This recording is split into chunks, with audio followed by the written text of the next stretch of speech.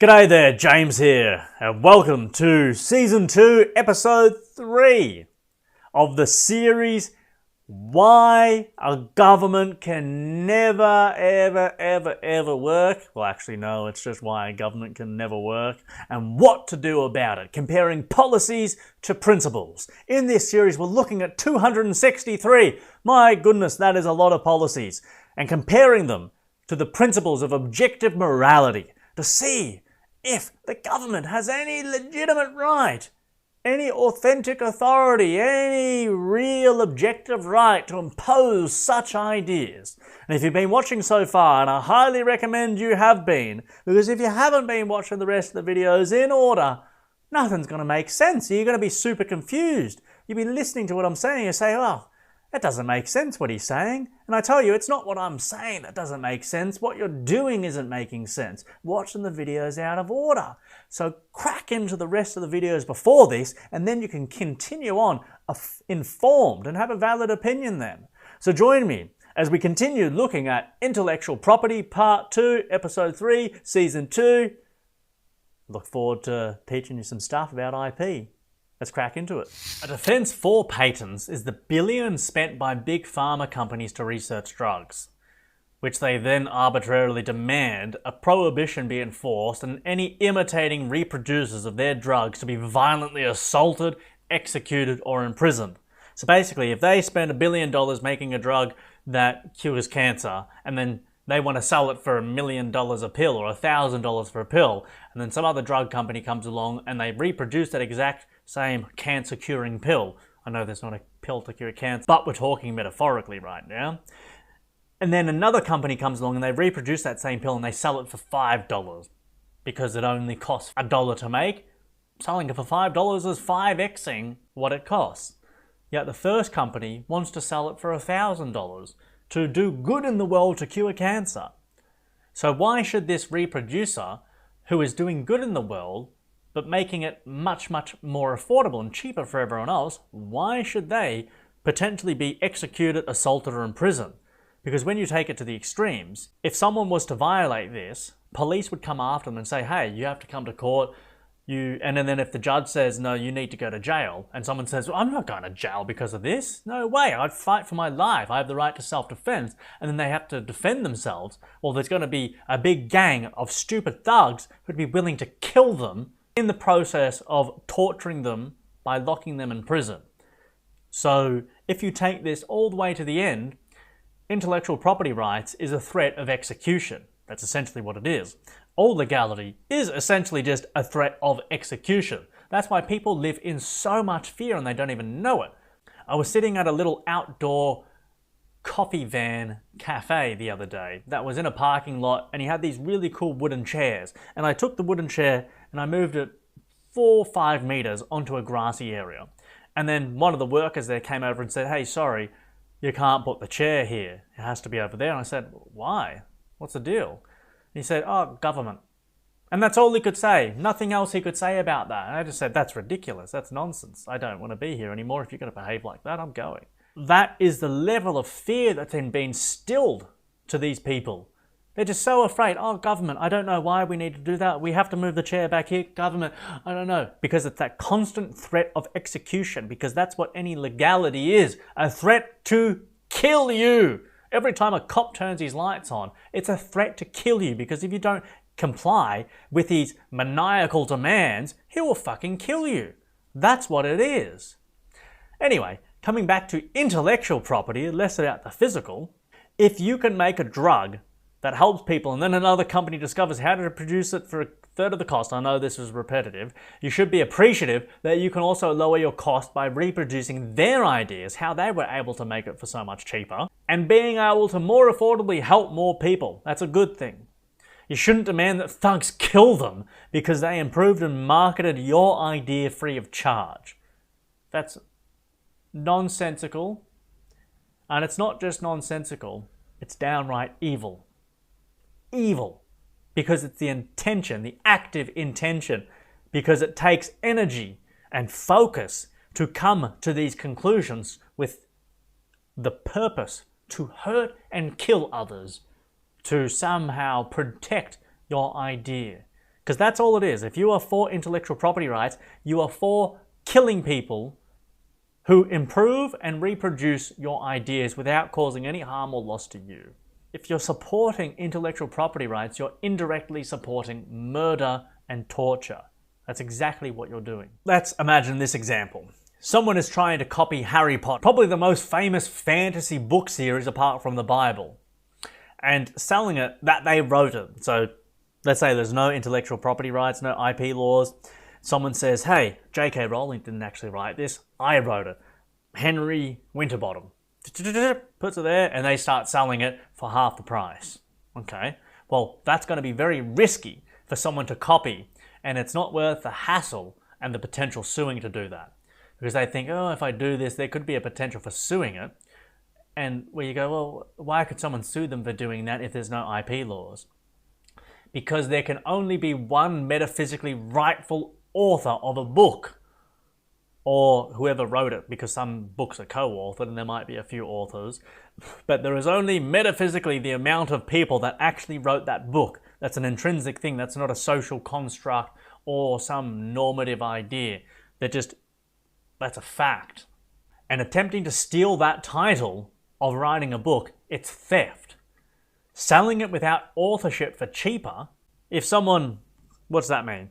If someone copied the book and then still put J.K. Rowling on it, or they haven't taken the title, they haven't stolen the title, which has a metaphysical limitation on it, that property belongs to J.K. Rowling as the author. They're not trying to steal that. Because you can't copy that to be the actual legitimate writer of the book, but you can copy the book metaphysically and even morally. Because essentially what it's doing is just free marketing.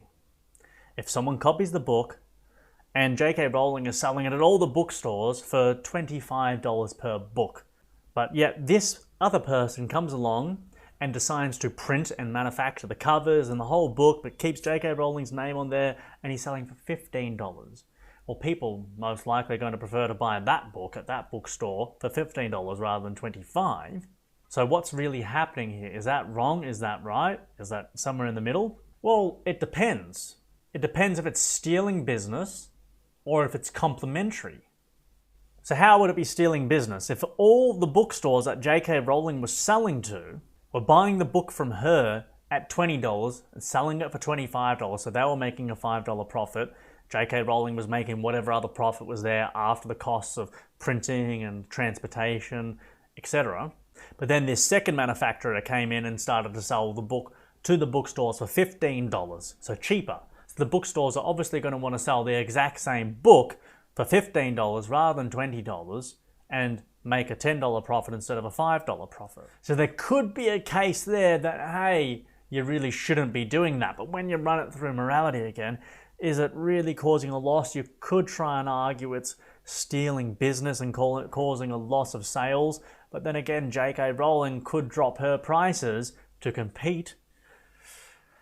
That's where it becomes a difficult one. You still don't have intellectual property rights there, but it could be a case that may be settled by an arbitration centre for stealing business. Though, to avoid that kind of controversy and conflict and dispute, it would be a better idea if that secondary reproducer and seller did it in a complementary fashion by reproducing the book and selling it to bookstores that J.K. Rowling wasn't selling her book to.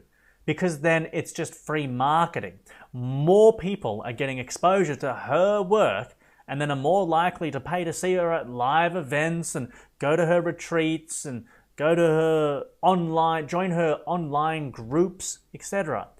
It's free marketing for the woman herself who has written the actual books.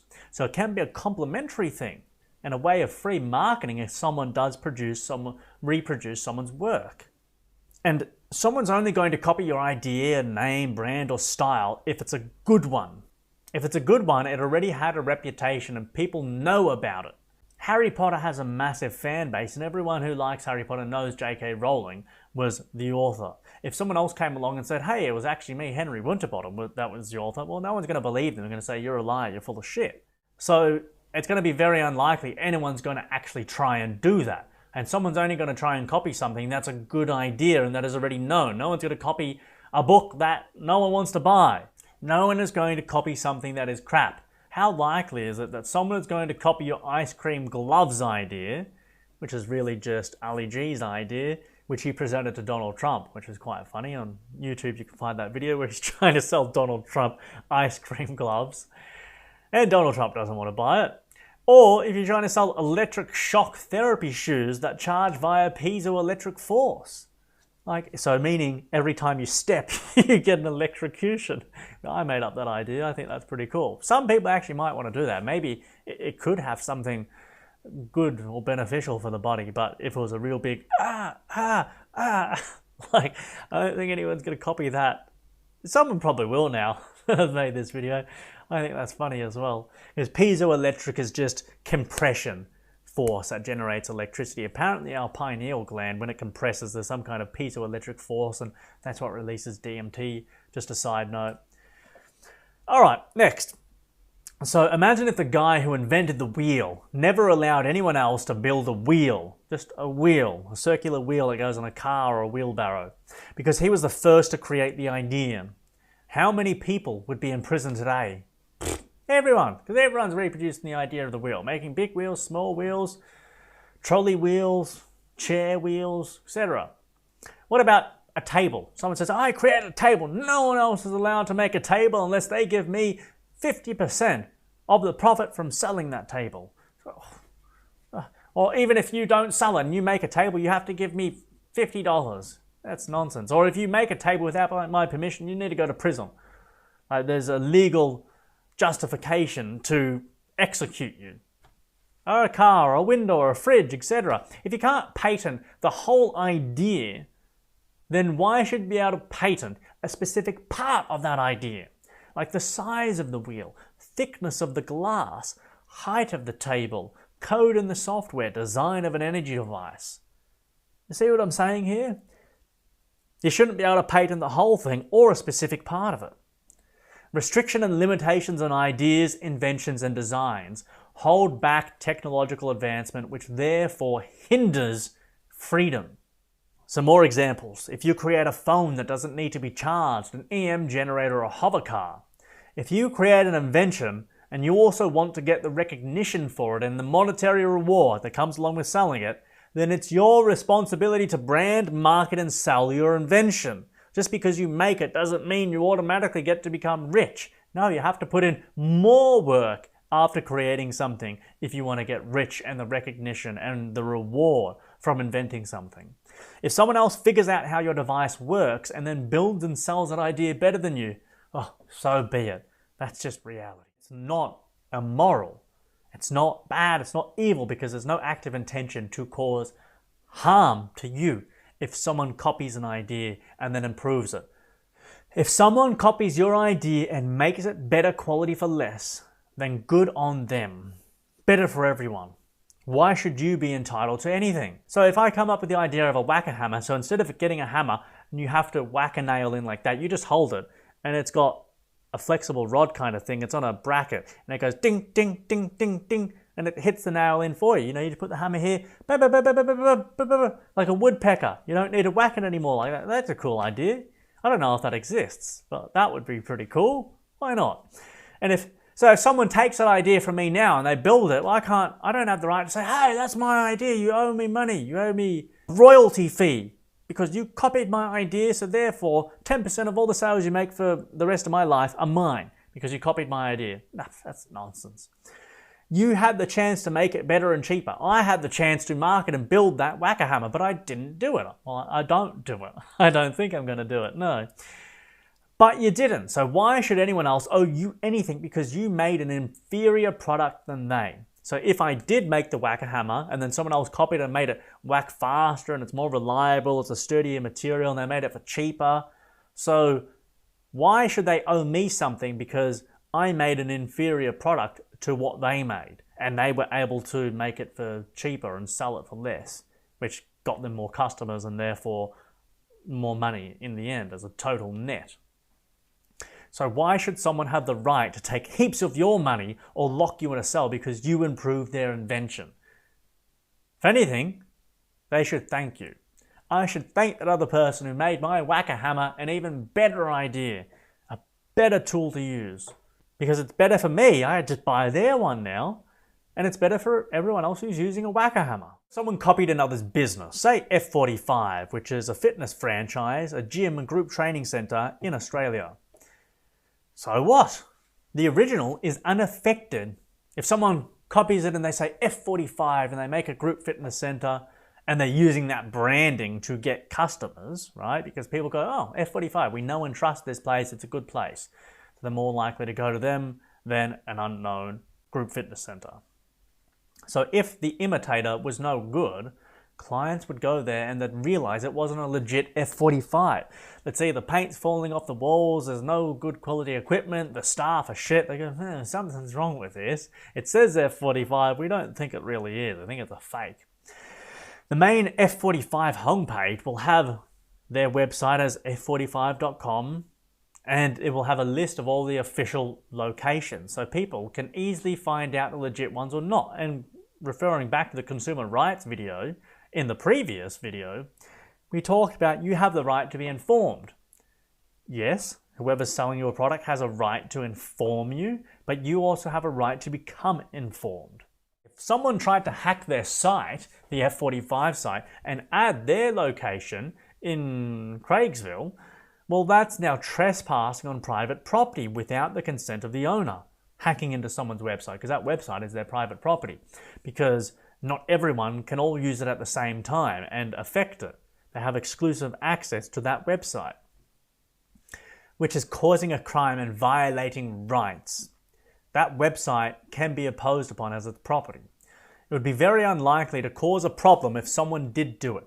But if they did and it was causing reputation issues, so if I made a imitation F45 and I was treating all my clients like shit and they were all saying, hey, F45's crap, don't go there, and the word got around and people stopped going to F45 and it was causing legitimate reputation issues because people believed I was a legit F45, well then the real F45 can sue the imitator for plagiarism and perhaps even defamation issues as well. Doesn't need to be a patent or copyright law. Just proof of ownership and history of the creation and authentic ownership of F45, which the true owner of F45 could easily prove in court at an arbitration centre. So the copiers exist everywhere with clothes, glasses, shoes, ink, Louis Vuitton bags, the fashion industry. So what? What does it matter? It's cheaper. People buy those items. The shoes, the glasses, also pay more for the real stuff as it's more expensive. The real Nikes are more expensive than the fake ones. The real Louis Vuitton bags are stupidly expensive compared to the imitations. It's good for both businesses as they are getting extra free advertising. The real legitimate companies are getting free advertising from the imitators. Now more people know about their company because there's more people buying that stuff, walking around wearing Nike, wearing the sunglasses, carrying the handbags. More people know about the legit stuff. So imitators are typically, they're always cheaper, right? And that gives the real stuff the advantage to raise their prices, which means they make more money. The people who want the best quality and authentic products will now pay more than before because the cheaper copy exists.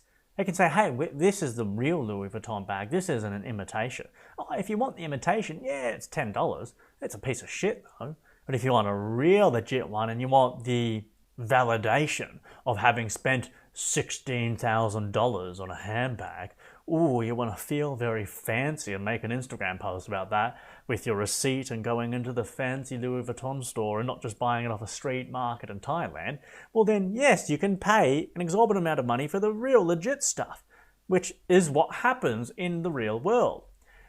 The people who buy the cheap stuff, they wouldn't have bought the original in the first place because it's too expensive. They go, no, I don't want it. I don't want that. I'll go to Kmart and buy some other crappy shoe. I don't want to pay for the expensive stuff. But when they buy the cheaper stuff, they market it to the people who will buy the expensive stuff because more eyeballs are just going to see it. That's why the fashion industry doesn't care about copyrights and patents and trademarks, because it's good for their business and it doesn't make a difference, a real difference to the world. Unlike technology, which can have a huge positive impact. EM generators, teleportation devices, hover cars. That's why those laws exist, intellectual property rights, to control the available tech, which controls people's freedom and keeps the greedy bad guys in power. That's all the IP laws are about. And think about it. Why would a musician or artist want to limit where their song is played? Why would they care where their song is played? It's only going to raise their exposure. Whether the song is replayed in appreciation, parody, or anything else, it's an anti-business growth restriction. It's anti-intellectual to want to limit where your songs or your music, your sounds are played. Let everyone play it and you're going to make more money. You're going to become more famous and have more exposure. If you're making music, that's your goal. So, the last slide here. Whoever is suing better have a damn good reason to. And the way that would work in a private society would be very similar. Someone goes to a private security company, a private arbitration center, and sets up and organizes a case to sue whoever is a plagiarizer or a defamator or unethical imitation, and just takes them to court, the arbitration system, and goes through that, but in a equitable, honest, and humane way. Whoever is imitating and plagiarizing better be prepared to face the consequences if they're really doing it in an unethical way. Arbitration centers on a per-case basis establish common law, case law precedent for whatever situations that may occur that are outside of the scope of what we talked about, or just these tiny little exceptions and nuances that do happen. Just to wrap up with a few more points, even if I was to write a derivative of Harry Potter, Lord of the Rings, Narnia, whatever it may be, and continue the story and write a Harry Potter 9, 10, 11, so what? That's a good thing. All it's going to do is bring more people into the original fan base and storyline. It's not causing any kind of harm. It's not causing any kind of loss. It's actually promoting, raising exposure, and bringing more business to the original. The same thing with Dragon Ball Z, a Japanese anime. Sometimes they crack down on fan animations that are put on YouTube. It's like, why would you have a problem with that if people are making fan animations copying the characters that you've designed? Goku, Piccolo, Gohan, Frieza, Jiren. The more people copying your work, the more exposure and appreciation the original series will generate. Warhammer 40k, the Black Library, they do the same thing as well. They crack down on developers and designers who create their own works. There was this amazing designer who created this short clip, about 8 minutes, called Astartes. And oh man, he's got some fantastic work. His work is better than anything that the professionals make, and he's just one man. And he made this fantastic short video, but what happened was Black Library bought him up and said, don't make any more stuff, that's it. You can keep this on, but you're not allowed to make any more stuff, otherwise legal, lawsuit, execution, etc. Which is really disappointing, because you just wanted to see more of this guy. It didn't take away any more business from the original series. Actually, I watched that and then I go, I want to buy some more books off these guys, because they've got a 60-book series and I only got up to book 40, and I want to continue reading this now because this video got me so excited about it. It's a good thing. If I make a movie and it gets pirated and put onto YouTube, should I get mad at that person who did that? What if I do and I say, hey, you shouldn't have done that. I was trying to sell this movie for $10 a ticket to watch my movie online, but you downloaded it and then put it for free onto YouTube. And that guy could say in response, hey, I'm actually trying to help you. What do you mean, trying to help me, you could answer. You pirated my movie and now you're giving it away for free. I wanted people to pay for it. And now they don't need to pay for it. They can just watch it for free on YouTube. You shouldn't have done that. And he says, hey, the people who are gonna pay and support your content because they appreciate you as a creator, they're still going to do that. It's not going to stop them. If they want to support you, they will support you. I'm now exposing your movie to those people who wouldn't have seen your movie otherwise, Now they can watch it for free and they can learn about you as a creator, as a movie director, as a book writer, or a public speaker. And you can then market to those people in-person events or sell them other physical products and other types of services. So I actually did you a favor by marketing and putting your content in more locations to get more exposure to more people. So that's a very good answer. So ultimately, I think at the end of the day, support creators that you want to support, enjoy content for free that you want to enjoy for free. As long as you're only copying or watching and not causing harm or not causing loss or defamation or unethical plagiarism, unethical imitation, fill your boots. Do what you want. Alright, so that's the end of episode 3, season 2. I hope you enjoyed that video and learnt a lot about intellectual property. I sure did in my researching of this. It was enjoyable, to say the least. I've learnt a lot. I hope you learnt a lot, and you can teach what you've learnt to others and upgrade your mindset and take yourself to the next level. In the next video, we're going to be looking at narcotics and the right to die. Sounds interesting. I'll see you there. Bye-bye.